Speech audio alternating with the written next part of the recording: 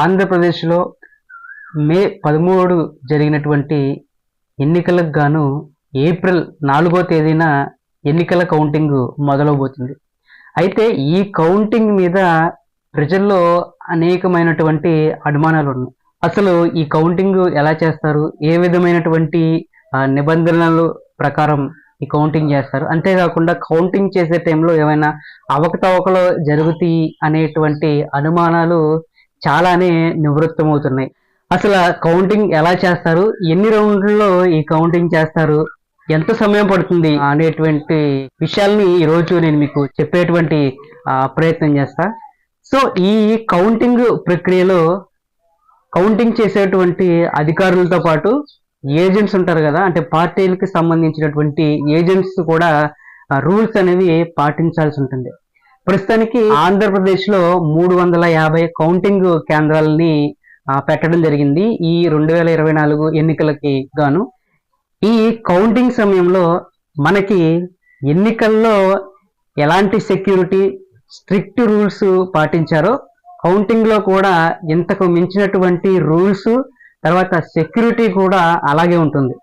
Strong room నుంచి ఈవీఎంలు బయటకు తేవడం దగ్గర నుంచి ఏ టేబుల్ దగ్గర ఏ ఈవీఎంలు ఎలా పెట్టాలి, వాటికి ఉన్నటువంటి సీల్స్ తీయటం, ఈ ప్రాసెస్ అంతా కూడా చాలా సెక్యూర్ గా స్ట్రిక్ట్ గా రూల్స్ అనేవి వీరు పాటిస్తారు. ఈ కౌంటింగ్ సమయంలో ఎక్కడా కూడా అవకతవకలు జరగటానికి ఎటువంటి తావు ఉండదు.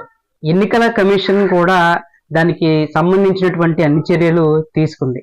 కౌంటింగ్ హాల్ కి కౌంటింగ్ చేసేటువంటి అధికారులు కానీ ఏజెంట్లు కానీ, అంటే పార్టీలకి సంబంధించినటువంటి ఏజెంట్లు కౌంటింగ్ హాల్ కి ఉదయం 5 గంటలకల్లా అక్కడికి వెళ్ళిపోవాలి. ఏజెంట్స్ ఆ కౌంటింగ్ హాల్లో వారికి సంబంధించినటువంటి టేబుల్స్ అనేవి ఏర్పాటు చేస్తూ ఉంటారు. అంటే వాళ్ళు ఏ నియోజకవర్గం సంబంధించి ఏజెంట్స్, దానికి సంబంధించినటువంటి టేబుల్స్ ఉంటాయి. ఆ టేబుల్స్ ఎక్కడో చూసుకొని వాటికి ఎదురుగుండా వారు చైర్స్ వేసుకొని కూర్చోవాలి.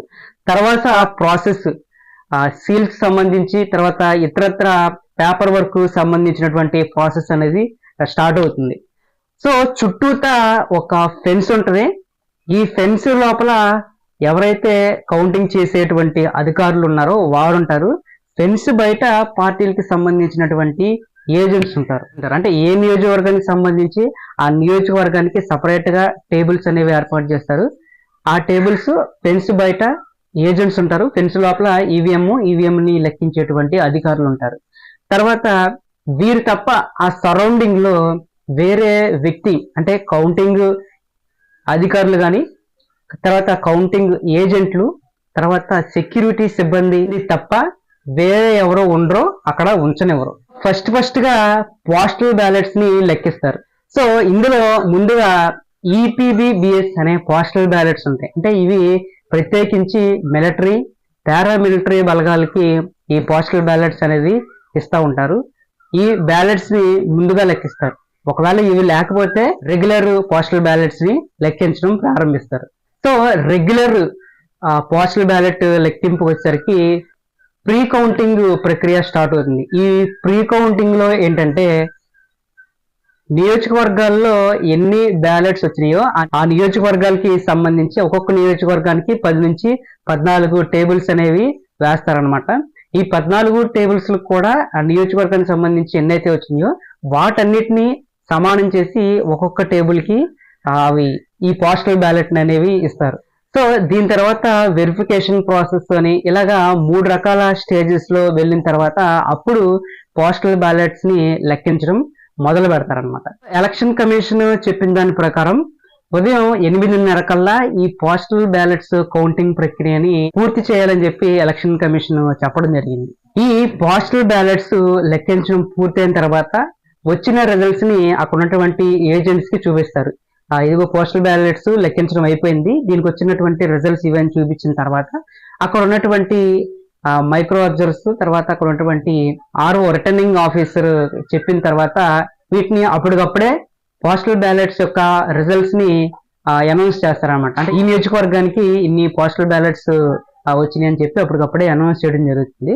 సో అప్పుడే మనకి మాక్సిమం ఉదయం 9 గంటలకల్లా ఈ పోస్టల్ బ్యాలెట్స్ రిజల్ట్ అనేవి మనకి తెలిసిపోతుంది. దీని తర్వాత ఈవీఎం లెక్కించడం ఈ ప్రాసెస్ అనేది స్టార్ట్ అవుతుంది. ఈ ప్రాసెస్ కూడా సాదా సీదాగా ఏం స్టార్ట్ అవ్వదు.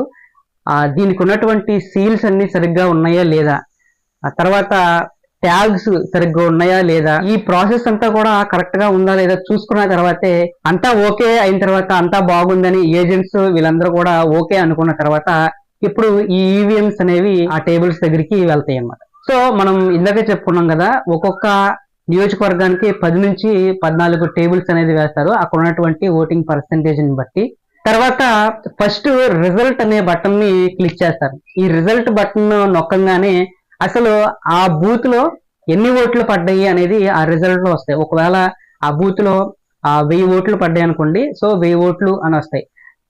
ఈ వచ్చిన రిజల్ట్ ని అదే బూత్ లో వచ్చినటువంటి బ్యాలెట్ స్లిప్ని కూడా సరిపోల్చుకుంటారు. అంటే ఇందులో 1000 వచ్చినాయి కదా, బ్యాలెట్ స్లిప్లు కూడా 1000 రావాలి. ఒకవేళ 1000 రాకపోతే అక్కడ ఏదో కొంచెం అవకతవక జరిగినట్టు. ఒకవేళ సమానంగా ఇందులో 1000 ఇందులో 1000 స్లిప్లు వస్తే ఓకే, అక్కడ ఈ ఈవీఎం బాగానే ఉందని చెప్పి దీన్ని లెక్క పెడతారు. ఒకవేళ కొంచెం తేడా ఉంటే దాన్ని పక్కన పెట్టి లాస్ట్ లో దాన్ని చూస్తారనమాట. ఇలా ఓకే అయిన తర్వాత అప్పుడు అభ్యర్థులకి వచ్చినటువంటి ఓట్లని లెక్కిస్తారు. అంటే ఏ అభ్యర్థికి ఎన్ని ఓట్లు వచ్చినాయి అని చెప్పి అప్పుడు వరుసగా 1 by 1 ఎన్ని ఉంటే నోటా వరకు కూడా, అంటే ఫస్ట్ నుంచి నోటా వరకు కూడా ఎన్ని ఓట్లు వచ్చినాయి అని అప్పుడు డివైడ్ చేసి లెక్కిస్తారు అనమాట. దీన్ని ఫామ్ 20లో భద్రపరుస్తారు. దాని తర్వాత మళ్ళీ సెకండ్ రౌండ్ అనేది మొదలవుతాయి. సో ఇలాగా ఆ నియోజకవర్గంలో ఉన్నటువంటి బూత్ లో సంబంధించినటువంటి అన్ని ఈవీఎంస్ కౌంటింగ్ అయ్యేంత వరకు కూడా ఈ ప్రాసెస్ అనేది కొనసాగుతూ ఉంటుంది. సో ఇలాగా అన్ని నియోజకవర్గాల్లో కౌంటింగ్ పూర్తయిన తర్వాత లాస్ట్ లో వివిప్యాట్ సిస్టమ్స్ ని తీసుకొస్తారు, ఒక 5ని. సో దీన్ని లాటరీ పద్ధతుల్లో తీస్తారనమాట. అంటే వివిప్యాట్స్ అంటే వివి స్లిప్స్ ఉంటాయి కదా, మనం ఓటేయంగానే ఇక్కడ బటన్ నొక్కగానే ఈ పక్కన మనకి ప్రింట్ స్లిప్ మనకి కనబడుతుంది కదా, సో అవి వివిప్యాట్ స్లిప్స్ అంటారు. ఇది ఏంటంటే అక్కడ ఉన్నటువంటి కంట్రోల్ యూనిట్ మొత్తం కూడా కౌంటింగ్ అయిన తర్వాత అంటే క్రాస్ చెక్ చేసుకోవడానికి ఈ పద్ధతిని పాటిస్తారు. వివిప్యాట్ స్లిప్స్ అంటే అన్నిటినీ లెక్కించడం కష్టం కాబట్టి లాటరీ పద్ధతి ద్వారా ఒక బూత్ ని ఎన్నుకుంటారు. ఆ బూత్ లో వచ్చిన దాన్ని బట్టి సేమ్ అదే బూత్ లో ఉన్నటువంటి కంట్రోల్ యూనిట్ ని తీసుకొచ్చి దానికి ఉన్నటువంటి కౌంట్ ఈ వివిప్యాట్ స్లిప్ ని లెక్కిస్తారు కదా, దీని యొక్క కౌంట్ 2 సమానం అయితే అప్పుడు ఆ నియోజకవర్గం మొత్తం కూడా ఈ ఈవీఎం కంట్రోల్ యూనిట్ మొత్తం కూడా ఆ ఓటింగ్ శాతం అంతా కూడా కరెక్టే అని చెప్పి నిర్ధారిస్తారు. వారికి వచ్చినటువంటి ఓట్లు కరెక్టే అని కూడా ఇక్కడే నిర్ధారించడం జరుగుతుంది. దీన్ని ఫామ్ 70C, ఈ ఫామ్ 17C అనేది ఓటింగ్ అయిపోయిన తర్వాత ఆ రోజు సాయంత్రమే అక్కడ ఉన్నటువంటి కంట్రోల్ యూనిట్ లో ఓట్లు ఇన్ని పని అని చెప్పి లెక్క పెడతారు కదా, అది ఫామ్ 17 లో పెడతారు. ఆ ఫామ్ 17 కి వచ్చినటువంటి ఓటు తర్వాత ఈ కౌంటింగ్ సమయంలో వచ్చినటువంటి ఓట్లు సమానమే అని చెప్పి నిర్ధారించుకున్న తర్వాత అక్కడికి కౌంటింగ్ ప్రక్రియ అనేది పూర్తి అయిపోద్ది. అప్పుడు రిజల్ట్స్ అనేవి బయటికి అనౌన్స్ చేస్తారు, అంటే ఏ అభ్యర్థి విన్ అయ్యాడు ఆ నియోజకవర్గంలో అని. టోటల్ గా ఇది ఎలక్షన్ కౌంటింగ్ ప్రక్రియ. ఈ ప్రక్రియలోనే ఎలక్షన్ కౌంటింగ్ అనేది జరుగుతుంది. ఇక్కడ ఎలాంటి అవకతవకలు జరగవు, జిమ్మిక్కులు అంతకన్నా జరిగేటువంటి అవకాశం లేదు.